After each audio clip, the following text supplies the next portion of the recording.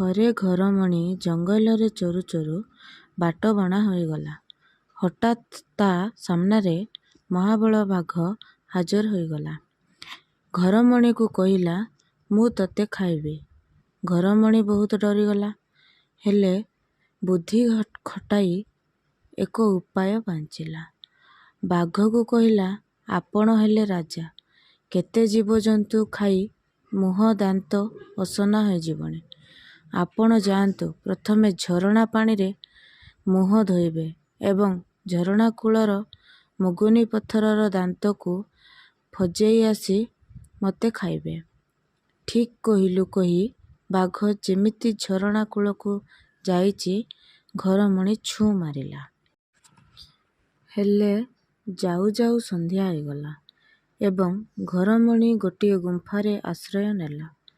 ସେଇଟା ଥିଲା ସିଂହର ଘର। ସିଂହ ଯେମିତି ଗୁମ୍ଫାରେ ପଶିଛି, ଦେଖିଲା ଅନ୍ଧାରରେ ଆଖି ଦୁଇଟି ଚିକ୍ ଚିକ୍ କରୁଛି। ଗର୍ଜନ କରି ପଚାରିଲା, କିଏ ରେ ତୁ?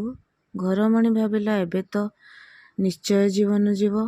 ତଥାପି ଏଥର ମଧ୍ୟ ସାହସ ସଞ୍ଚୟ କରି କହିଲା, ମୁଁ ସପ ରାଜା।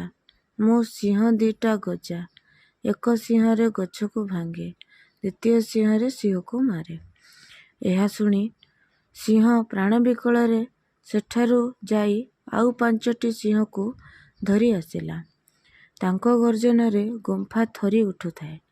ଘରମଣି ତାକୁ ଦମ୍ଭ କରି କହିଲା, ଏ ସିଂହ, ତତେ 10ଟା ସିଂହ ଆଣିବୁ କହିଥିଲି, ତୁ କ'ଣ 5ଟା ଆଣିଛୁ?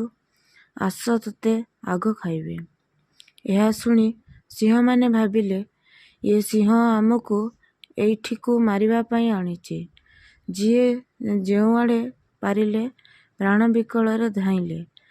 ସକାଳ ହେବାରୁ ଘରମଣି ଘରକୁ ଫେରିଲା।